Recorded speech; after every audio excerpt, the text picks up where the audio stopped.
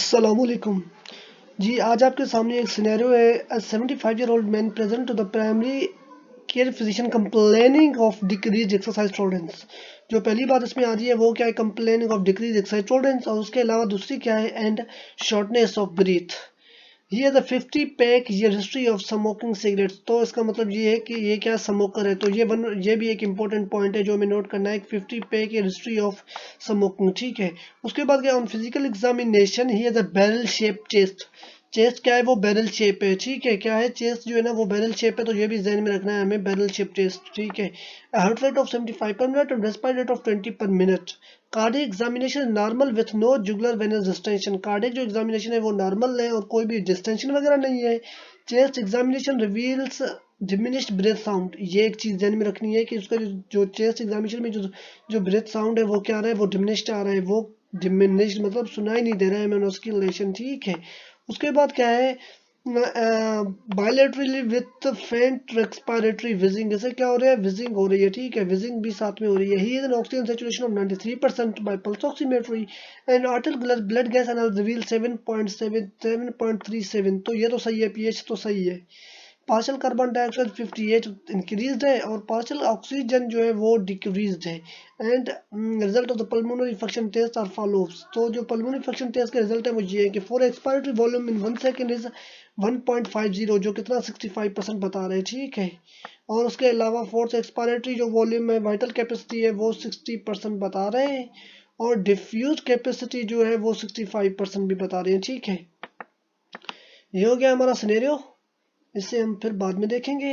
अब हम चलते हैं आगे कि आज हम क्या। So we are studying about COPD. So COPD में क्या होता है, जो लंग का फंक्शन है वो डिक्रीज हो जाता है, क्योंकि यहाँ पे क्या हो जाता है, जो एयर फ्लो ऑब्स्ट्रक्शन हो जाता है। ठीक है। तो एयर फ्लो ऑब्स्ट्रक्शन की वजह से इसके दो टाइप है। नंबर 1 इज क्रोनिक ब्रोंकाइटिस और नंबर 2 जो है वो क्या है, एफिसेमा है। Number 1 is chronic bronchitis. So chronic bronchitis, तो क्रोनिक ब्रोंकाइटिस में क्या है, जो प्रोडक्ट कफ लाजमी क्या है, ज़रूरी है कि प्रोडक्ट कफ होना चाहिए for 3 month per year for 2 consecutive years, means 2 साल कंजिक्यूटिव 2 ईयर्स में। फॉर एग्जांपल, अगर 3 मंथ हुआ है 2021 में और दो जो है ना 3 मंथ हुआ है 2021 में और 3 मंथ हुआ है 2022 में, तो ये क्या हो गए, जो है ना 2 कंजिक्यूटिव ईयर्स। उसके बाद इफिसेमा क्या है, इफिसेमा जो है वो डायलेशन है। डायलेशन किस चीज़ का, इफिसेमा जो है वो डायलेशन है टर्मिनल ब्रोंक्यूल्स का। एफिसेमा जो है वो डायलेशन है टर्मिनल ब्रोंक्यूल्स का। ठीक है। और इसके दो टाइप है, एक जो है ना वो है सेंट्रल लोब्यूलर और दूसरा जो है वो पेन लोब्यूलर। जो सेंट्रल लोब्यूलर है वो किस चीज़ की वजह से होती है, उसका जो काज है वो क्या है, स्मोकिंग है। सेंट्रल लोब्यूलर का जो काज है वो स्मोकिंग है और पेन लोब्यूलर का जो कॉज है वो क्या है, अल्फा 1 एंटीट्रिप्सिन डिफिशिएंसी की वजह से होता है। ठीक है। अब जो आता है इसमें क्या, history of the patient, history of the patient. तो इसमें क्या है, द सिम्टम्स आर मिनिमल और non specific until the disease advance. ठीक है। तो सिम्टम इतने ज्यादा नहीं होते जब तक ये डिजीज जो है ना एडवांस नहीं हो जाए। ठीक है।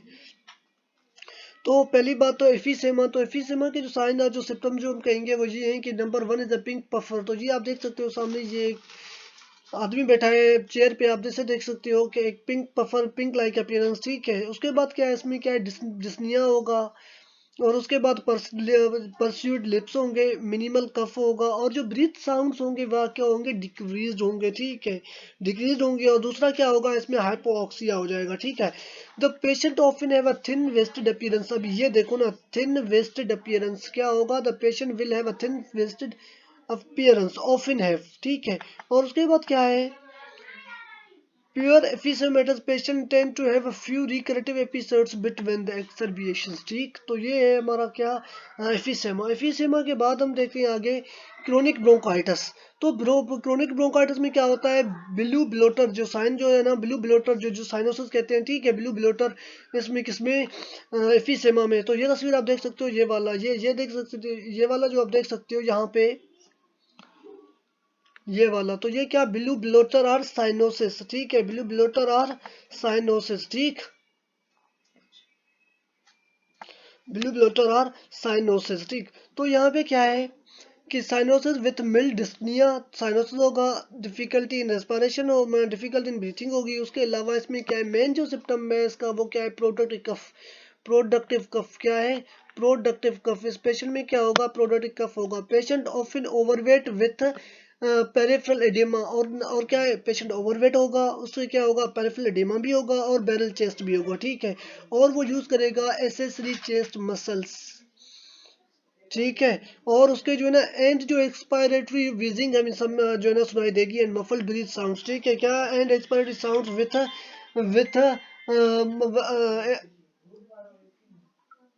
विथ मफल्ड हेड साउंड, ठीक है। उसके बाद क्या है, एफिसेमा में क्या होगा, emphysema will have decrease, emphysema will have decreased diffusing capacity of lung carbon monoxide. जो एफिसेमा होगा उसमें क्या होगा, कार्बन मोनोऑक्साइड जो होगा उसका जो उसकी डिफ्यूजन कैपेसिटी है वो डिक्रीज हो जाएगी, किसमें, एफिसेमा में।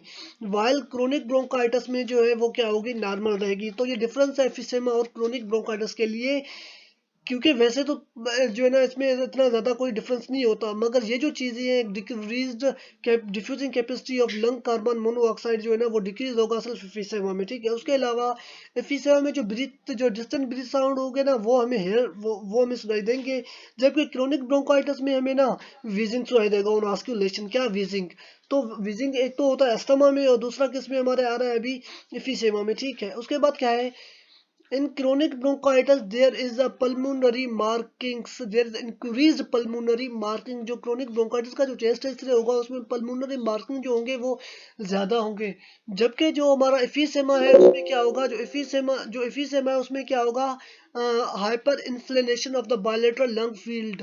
हाइपर इन्फ्लेमेशन किस चीज़ को कहते हैं, फॉर एग्जांपल आप ये चेस्ट एक्सरे देख रहे हो, हाइपर इन्फ्लेमेशन कहते हैं लंग्स का जो है ना लार्जर हो जाना अपने नॉर्मल से। तो ये जो ना लंग्स अपने जो लार्जर हो जाते हैं, ठीक है, अपने जो है ना नॉर्मल जगह से, तो उसे कहते हैं क्या, हाइपर इन्फ्लेटेड लंग्स। उसे हम क्या कहते हैं, हाइपर इन्फ्लेटेड लंग्स कहते हैं, ठीक है।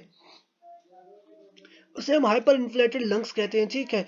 और उसके बाद क्या है कि डायग्नोसिस टेस्ट क्या होते हैं हमारे जो है ना सीओपीडी के लिए, तो डायग्नोसिस टेस्ट में क्या आता है, चेस्ट एक्सरे आता है number 1, number 2 pulmonary function test आते हैं, आर्टियल ब्लड गैस टेस्ट आते हैं, उसके अलावा ब्लड कल्चर, जैसे हमें पता चले कि if the patient is febrile, अगर पेशेंट को अगर फीवर वगैरह है तो हमें देखना पड़ेगा, इसीलिए हम ब्लड कल्चर करेंगे।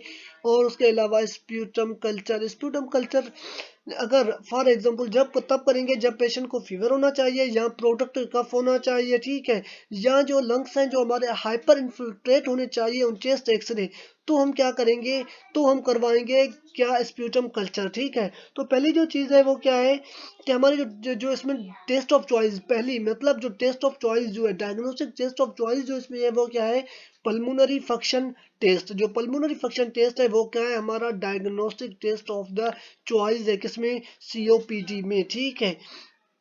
Diagnostic test of the choice कौन सा है, pulmonary function test. So now we are studying what is the treatment of the COPD.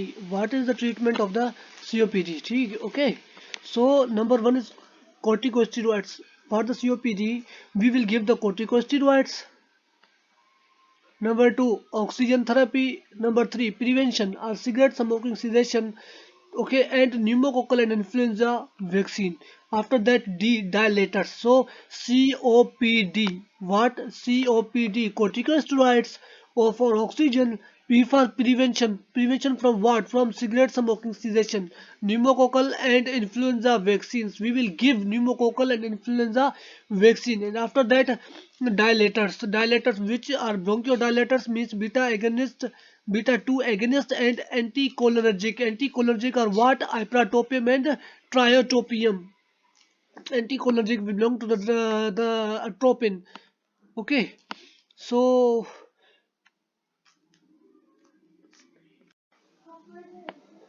तो अब हम केस स्टडी सॉल्व करेंगे जो हमने स्टार्टिंग में पढ़ा था, शुरू में जो स्टार्टिंग में पढ़ा था हमने। तो ये क्या है कि 75-year-old man present to his primary care physician complaining of decreased exercise tolerance and shortness of the breathe.